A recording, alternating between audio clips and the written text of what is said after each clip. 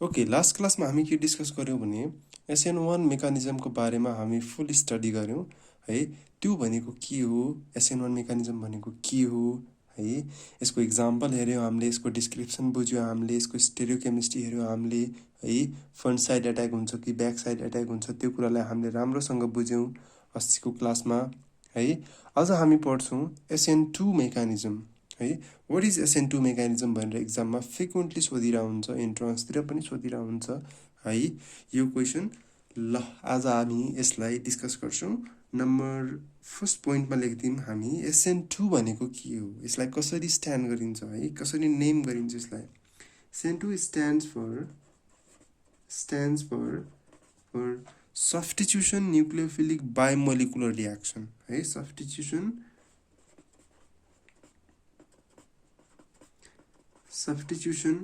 nucleophilic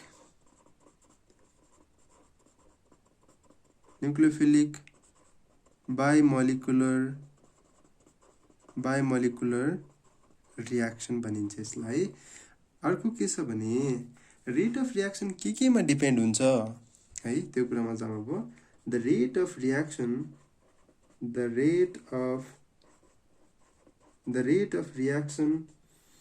depends on the concentration of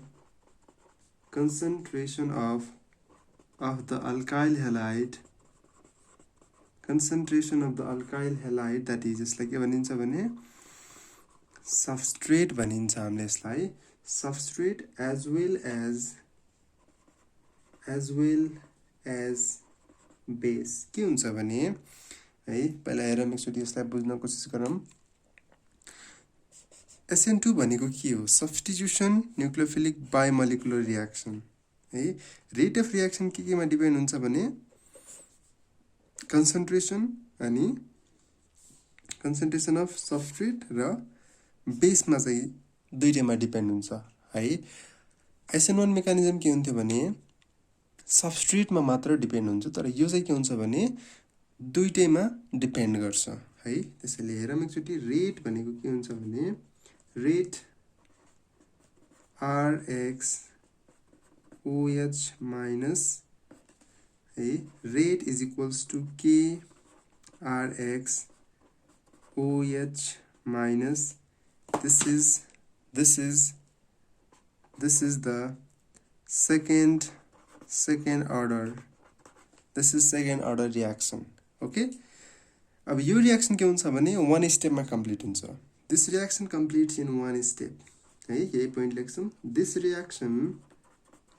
reaction कम्प्लिट्स in one step. हेरौँ त ल, CBr hydrogen छ यहाँ, अर्को हाइड्रोजन यहाँ छ, त्यसपछि यो यता छ अर्को हाइड्रोजन है। यसैलाई हामीले के गर्यो, फर्स्ट स्टेप के हुन्छ, स्लो स्टेप हुन्छ। फर्स्ट भनेको स्लो है। यसलाई यसको नाम के, मिथाइल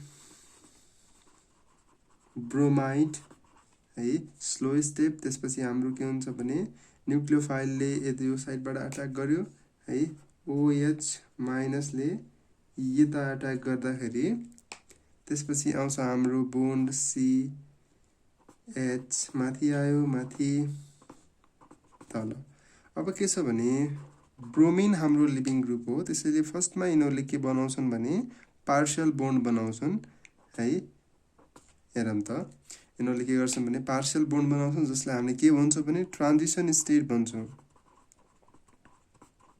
ट्रान्जिसन स्टेट यति कुरा बुझ्ने। SN1 मेकानिजममा हाम्रो के थिएन भने ट्रान्जिसन स्टेटको हामीले कुरै पनि गरेका थिएनौँ है। पार्शियल बोन्डको हामीले कुरा पनि गरेका थिएनौँ त्यसमा, तर यसमा के छ, हाम्रो ट्रान्जिसन स्टेटको फर्मेसन भइरहेछ है। ल त्यसपछि अर्को स्टेप हामीलाई थाहा छ, यो स्टेप के हुन्छ, फास्ट स्टेप हुन्छ है। ल कार्बन छ हाम्रो, हाइड्रोजन, त्यसपछि हाम्रो के हुन्छ, HO ग्रुप यता साइडमा जोडिन्छ र ब्रोमिन के हुन्छ भने बाहिर निस्किन्छ। ब्रोमिन बाहिर निस्कियो है। रेट डिटरमाइनिङ स्टेप चाहिँ के हुन्छ भने दुईटैमा रेट डिटरमाइनिङ स्टेप के हुन्छ भने इन्भल्भ हुन्छ। Rate determining step involves RDS involves two molecules. मतलब रेट डिटरमाइनिङ स्टेप भनेको OH मा पनि डिपेन्ड हुन्छ र हाम्रो ब्रोमिन लिभिङ ग्रुपमा पनि डिपेन्ड हुन्छ है। जुन ग्रुपले एट्याक गरिरहेछ र जुन ग्रुप भागिरहेछ लिभ गरिरहेछ त्यो ग्रुप दुवैसँग के हुन्छ भने यो डिपेन्ड गर्छ है। त्यही कुरा छ हाम्रो। त्यस्तै यसमा पोइन्ट्सहरू छ हाम्रो है। पोइन्ट्सहरू हाम्रो के छ भने हाइड्रोक्साइड आयनले के गर्छ भने हाइड्रोक्साइड आयनले कार्बनसँग के गर्न थाल्छ भने इलेक्ट्रोन सेयर गर्न थाल्छ र ब्रोमिन जुन भएको कार्बन छ त्यो कार्बन चाहिँ के हुन्छ अनस्टेबल हुन्छ र ब्रोमिनलाई निकाल्नलाई हेल्प गर्न थाल्छ। त्यसपछि ब्रोमिन के हुन्छ भने बिस्तारै बिस्तारै रिमुभ हुन थाल्छ। हेरौँ त यसले इलेक्ट्रोन सप्लाई गर्यो र यो के हुन्छ भने अनस्टेबल भइसकेपछि यो के हुन्छ ब्रोमिनलाई रिमुभ गर्नतिर लागिरहेछ है। अब त्यसपछि फाइनली हाम्रो के हुन्छ ब्रोमिन चाहिँ रिमुभ हुन्छ है। त्यही कुरालाई हामी लेखौँ यसमा ल द हाइड्रोक्साइड आयन जसलाई हामीले के भन्छौँ भने न्युक्लियोफाइल भन्छौँ हामीले है। न्युक्लियोफाइल starts to share its electron with the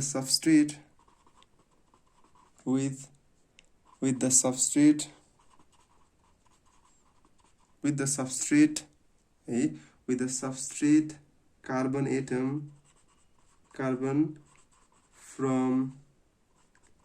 from the side opposite। हेरौँ त पछाडिबाट एट्याक गरिरहेछ नि यसले हाम्रो है।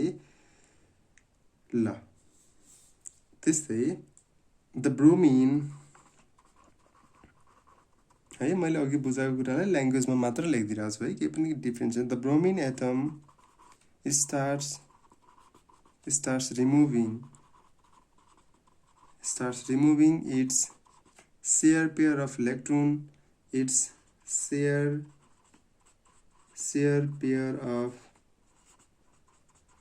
electrons from carbon atom।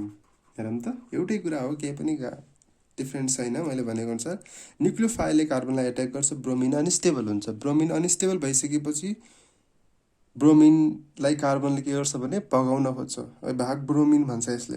त्यसपछि के हुन्छ यो एकदमै फास्टली भाग्न खोज्छ। हेरौँ त फास्ट रियाक्सन भइन्छ नि त। ब्रोमिन के हुन्छ भने एकदमै फास्ट भाग्न खोज्छ, त्यसपछि फास्ट रियाक्सन हुन्छ यो है। त्यसपछि लास्टमा हाम्रो फाइनल प्रोडक्ट के हुन्छ भने HO यो साइडमा जोडिन आउँछ र ब्रोमिन चाहिँ के हुन्छ भने निस्किन्छ। फर्स्टको स्टेप के हुन्छ भने स्लो स्टेप हुन्छ, किनकि यो अल्छी हुन्छ नि त ब्रोमिन निस्किनै मान्दैन सुरुमा है। OH ग्रुपले जबसम्म अट्याक गर्दैन तबसम्म यो ब्रोमिन निस्किन खोज्दैन है। फर्स्ट स्टेप के हुन्छ स्लो हुन्छ, किनकि यो ब्रोमिन निस्किनै मान्दैन। ओके, यो कुरा यसरी बुझ्नुहोस् है, सजिलो हुन्छ तपाईहरुलाई। ल त्यस्तै अब यसलाई अर्को हेर्ने हो भने अर्को पोइन्टमा हामीले हेर्ने हो भने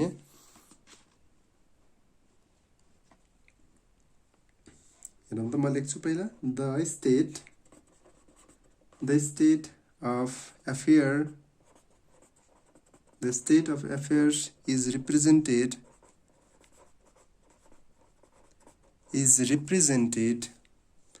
represented in the form of transition state in which OH and Br are partially bonded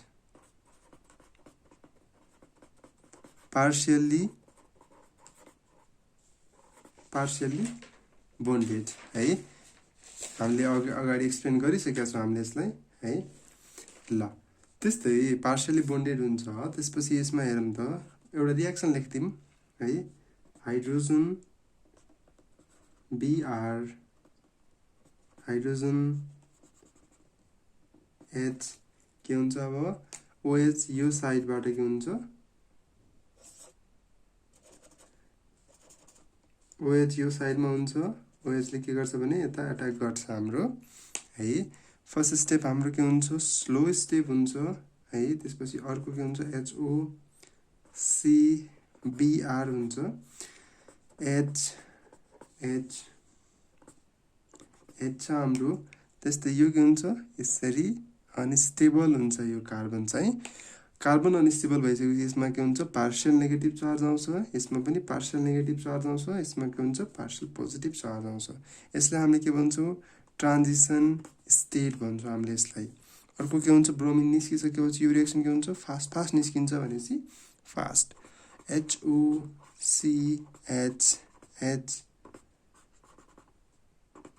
plus Br minus. Okay, कुरा बुझिन्छ नि यो। फाइनली के हुन्छ भने है, तपाईले के गर्नु सक्नुहुन्छ एक्जाममा भने स्टेरियोकेमिस्ट्रीको रूपमा पनि यसलाई लेखिदिन सक्नुहुन्छ है। ल फाइनली के हुन्छ भने फाइनली बोन्ड चाहिँ रिमुभ भयो। फाइनली CBr बोन्ड के हुन्छ, फुल्ली क्लिवेज हुन्छ, fully cleaved by the energy liberated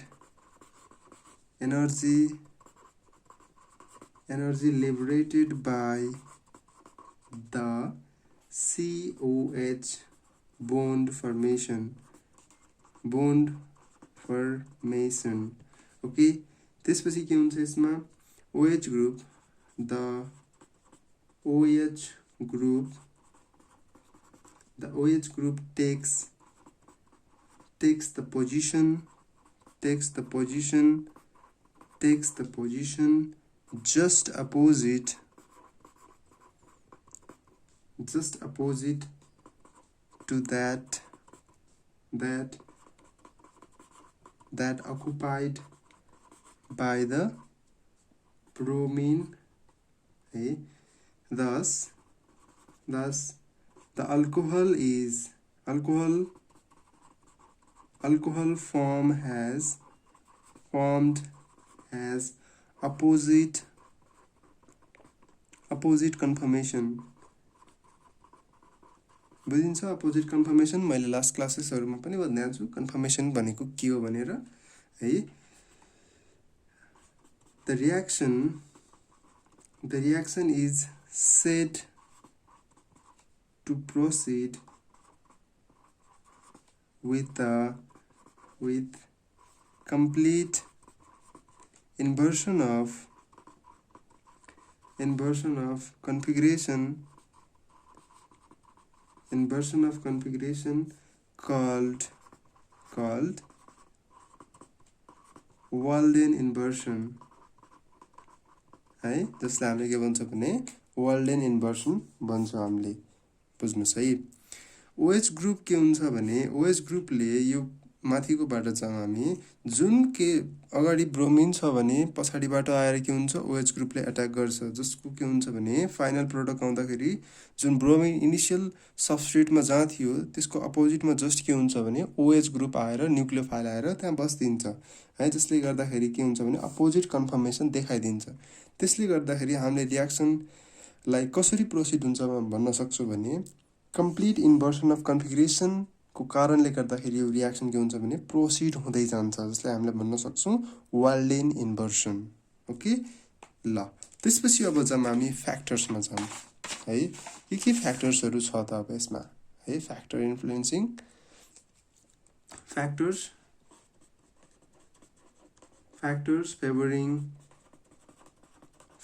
favoring SN2 reactions है। SN2 reactions फेभर हुनको लागि के चाहिन्छ त? एकमा छ हाम्रो नम्बर 1 मा छ नेचर अफ अल्काइल ग्रुप है। अल्काइल ग्रुपको नेचर कस्तो छ त?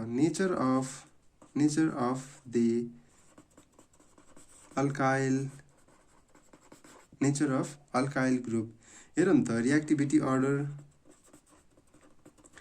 रिएक्टिभिटी अर्डर हेरौँ पहिला। CH3Br CH3CS2Br है। CS3 होल ट्वाइस CHBr है यस्तो छ हाम्रो। अब यसको के हुन्छ भने रिएक्टिभिटी कति हुन्छ 2 लाख टाइम्स हुन्छ। यसको के हुन्छ 40,000 टाइम्स हुन्छ है। यसको के हुन्छ 500 हुन्छ है। यसलाई के गर्न सक्यो के हुन्छ भने डिफिकल्ट टु रिमुभ। यो के हुन्छ इजी टु रिमुभ है। यो कुरालाई ख्याल गर्नु होला है। नम्बर 2 मा छ हाम्रो सल्भेन्ट इफेक्ट है। नम्बर 2 मा छ हाम्रो सल्भेन्ट इफेक्ट। हेरौँ त अगाडिको SN1 मा हामीले के गर्यो भने पोलार र नन पोलारको कुरा गर्यौं। त्यस्तै यसमा के गर्छौं भने हामीले प्रोटिक र एप्रोटिक सल्भेन्टको कुरा गर्छौं है। यदि हामीले प्रोटिक सल्भेन्ट युज गर्यो भने प्रोटिक सल्भेन्टले के गर्छ भने डिक्रिजेस SN2 रिएक्सन। हेरौँ त अब के हुन्छ भने एप्रोटिकले के गर्न सक्छ त aprotic solvent increases SN2 reaction. इक्जाम्पलको लागि एप्रोटिक सल्भेन्ट्सहरु के हुन सक्छ भने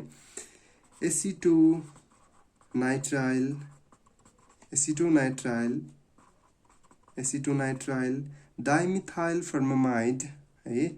डाइमिथाइल